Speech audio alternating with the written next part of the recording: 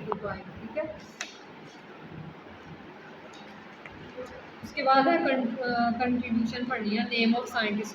तो KMT की कौन था साइंटिस्ट? बर्नौली, ठीक है। काइनेटिक इक्वेशन और कोल गैसेस का क्या था? क्लोसियस। ये नाम याद करने हैं आपने। मैक्सवेल किसका है? डिस्ट्रीब्यूशन ऑफ वेलोसिटीज का। बोल्ट्जमैन एनर्जीज का, मॉलिक्यूल में जितनी भी एनर्जी होती है उसका क्या है? बोल्ट्जमैन। अब इसमें से एक एक पॉइंट याद कर लो। KMT का क्या है? बर्नौली है, ठीक है। और गैसेस लॉ का क्या है? क्लोसियस। वेलोसिटीज का कौन सा है? मैक्सवेल। एनर्जीज का कौन सा है? बोल्ट्जमैन। और वैन डर वाल किसका है? रियल गैसेस का। प्रेशर और वॉल्यूम ऑफ रियल गैसेस, तो ये किसने की थी? वैन डर वाल।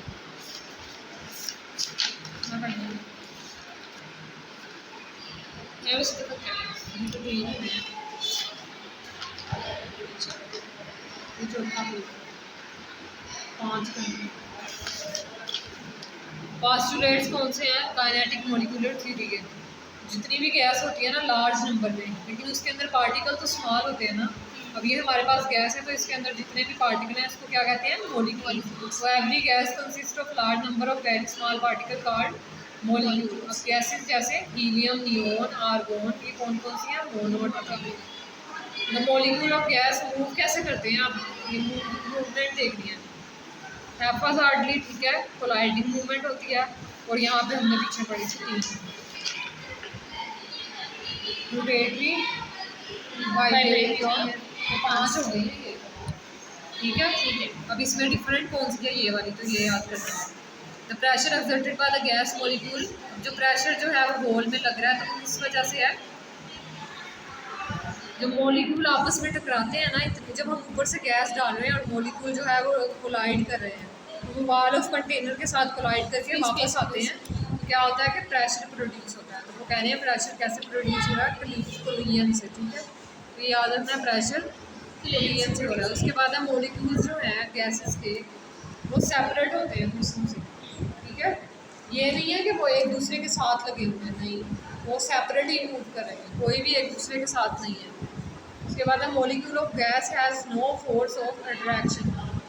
देखो वो अलग-अलग है ना, इसका मतलब है उनके अंदर कोई अट्रैक्शन नहीं है, इसलिए वो दोनों कंबाइन ही नहीं होते गैस के molecule. Actual volume of molecule of gas is negligible. अगर एक मॉलिक्यूल है गैस का तो उसका हम वॉल्यूम नहीं फाइंड कर सकते, ठीक है। तो उसका वॉल्यूम ही नहीं फाइंड कर सकते क्योंकि वो बहुत छोटा सा है, इसलिए हम लोग नहीं कर सकते। उसके बाद है motion imparted to the molecule by gravity is negligible as compare to the effect of continued collision between the them. अब मोशन जब एक मॉलिक्यूल कर रहा है ना, ये देखो कंटेनर है, एक मॉलिक्यूल है सिर्फ, अब आप बताओ ग्रेविटी इसको खींचेगी? तो ग्रेविटी ज़मीन में होती है, लेकिन ज़्यादा तो नहीं अफेक्ट करेगी क्योंकि उसका साइज़ कम है, मास कम है, ठीक है। मैं यहाँ पे एक धागा उड़ाती हूँ, ठीक है, वो काफ़ी देर बाद नीचे आके गिरेगा क्योंकि वो छोटा है, इसलिए ग्रेविटी उसको ज़्यादा अफेक्ट नहीं करेगी। तो एक गैस मॉलिक्यूल का जो मास है वो कम होता है, तो वो ज़्यादा देर से नीचे आएगा। अगर ज़्यादा सारे होंगे तो जल्दी आएगा, ठीक है। Average kinetic energy of gas molecule varies directly as the absolute temperature of the gas. जो काइनेटिक एनर्जी है वो क्या है? डायरेक्टली प्रोपोर्शनल है टेम्परेचर, इसमें ये बताया हुआ है। क्लोसियस काइनेटिक एनर्जी की इक्वेशन है 1/3 mc स्क्वायर। c स्क्वायर क्या है? मीन स्क्वायर वेलोसिटी, ठीक है।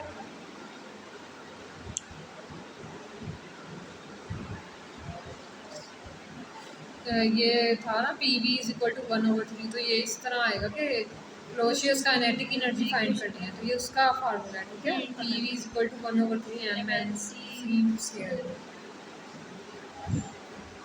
तो अब उन्होंने कहा है रिलेशन क्या है इसका मैक्सवेल से। अकॉर्डिंग टू मैक्सवेल, उसका मैक्सवेल ने क्या फार्मूला दिया था? ये रहा। CRMS क्या है? Helium atom at room temperature जो है उन्होंने कैलकुलेट किया था, तो ये वाला फार्मूला जो है वो इस्तेमाल किया था। अब हीलियम का मोलर मास क्या था? 4 × 10⁻⁻3, तो वो यहाँ पे पुट कर दिया। टेम्परेचर जो है वो इक्वेशन में दिया होगा और R की वैल्यू यहाँ से याद कर ली है। ये हाँ, इतनी सारी दूरी, ये वाली है एग्जैक्ट 8.314 जॉल K-1, ठीक है। ये हर किसी में यही लगानी है। बाकी MCQs के लिए। तो यहाँ पे क्या पुट करेंगे, आर की वैल्यू, टेम्परेचर को पुट देंगे, मोलर मास क्या है ये दिया हुआ है 4 × 10⁻⁻³ तो ये वाला एक फार्मूला हो गया, एक ये वाला, ठीक है। और ये है काइनेटिक एनर्जी, ये अभी पढ़ा था, डायरेक्टली प्रोपोर्शनल किसके है, टेम्परेचर के। अब किस तरह डायरेक्टली प्रोपोर्शनल है, फॉर एग्जांपल हमारे पास कंटेनर है और उसके अंदर क्या है, गैस मॉलिक्यूल, हम लोग नीचे से हीट लेते हैं, यानी कि हमने टेम्परेचर को इंक्रीज कर दिया। जैसे जैसे जब हीट तो मॉलिक्यूल्स कोलाइड करेंगे और क्या होगा, काइनेटिक एनर्जी, हाँ, तो फिर क्या होगा, प्रेशर हो जाएगा, ठीक है। तो क्या है, काइनेटिक एनर्जी डायरेक्टली प्रोपोर्शनल है टेम्परेचर की। तो when heat flows from one body to another the molecule in the hotter body, ये तो पता है ना, अगर हम लोग चाय का कप पी रहे हो, ठीक है, हमारे पास चाय का कप है, उसके अंदर गर्म चाय है, तो उसकी हीट निकल के बाहर इन्वायरमेंट में चली जाएगी। जैसे सर्दियों में चाय ज़्यादा जल्दी ठंडी हो जाती है, इसका मतलब क्या है, हीट ट्रांसफर हो रही है हॉट बॉडी से कोल्ड बॉडी में, तो यही उन्होंने इसमें पॉइंट दिया। The gas with minimum speed at room temperature is gas with minimum helium. उन्होंने दिया हुआ, जिस बात का वो जिक्र कर रहे हैं ना वही इधर है, ठीक है। अब देखो, अब यहाँ पे दिया हुआ है ना, गैस विद मिनिमम स्पीड। अब मिनिमम स्पीड है ना, तो अब वो लोग ऑपोजिट करके भी दे सकते हैं, मैक्सिमम। तो ये वाली चीज़ें सर्च करने वाली है, ठीक है। मैक्सिमम होगा तो H2 होगा, हाइड्रोजन कहाँ है, क्योंकि देखिए एयर में हाइड्रोजन है, नियॉन भी तो है। ओके, ये सर्च करने वाली चीज़ आपने सर्च करना है, ठीक है। वो वाला पिछला भी रहता है। यस। उसके बाद क्या है, ये वाला फार्मूला है काइनेटिक एनर्जी का। काइनेटिक एनर्जी अगर फाइंड करने के लिए दें तो ये फार्मूला लगेगा 3RT/2NA। NA क्या है, Na बगैर क्या है, 6.022 × 10⁻⁻³ -23,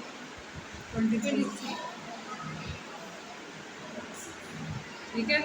और आर की क्या थी, R की 0.8 8.314 टेम्परेचर वो कोई भी देंगे, ठीक है। काइनेटिक एनर्जी क्या है, इन्वर्सली प्रोपोर्शनल है टेम्परेचर के। इसके आइडिया ऑफ काइनेटिक एनर्जी क्या इन्वर्सली या डायरेक्टली टेम्परेचर, यही वाला जो बनाया, ठीक है। उसके बाद ये देख लो, एब्सोल्यूट ज़ीरो की वैल्यू कौन सी होती है। अगर वो पूछे एब्सोल्यूट ज़ीरो की वैल्यू केल्विन में दो, ठीक है, तो क्या होगी, -0 केल्विन में। और अगर वो कहते हैं सेल्सियस में दो तो होती है -273.16। और अगर वो कहते हैं फ़ारेनहाइट में बताओ तो -459, ठीक है, फ़ारेनहाइट डिग्री सेल्सियस और केल्विन ये दिया हुआ है। कह रहे हैं absolute temperature is unattainable and the current attempt resulted in temperature as low as 10⁻5 K। Absolute temperature जो है वो रियल में 10⁻5 K से नीचे नहीं जाता, ठीक है। तो ये ज़ीरो कभी भी होता नहीं है, लेकिन केमिस्ट्री में उन्होंने लिखा हुआ है तो आपने ज़ीरो बताना है। अगर वो पूछे कि रियल में अगर देखें तो रियल में इससे कम नहीं जाता 10⁻5 से, ठीक है। अब आप बताओ इसमें से कौन सा टेम्परेचर जो कभी नहीं होता, -1 के। -1 के कैसे, अभी आपने दूसरी तो बताया टेम्परेचर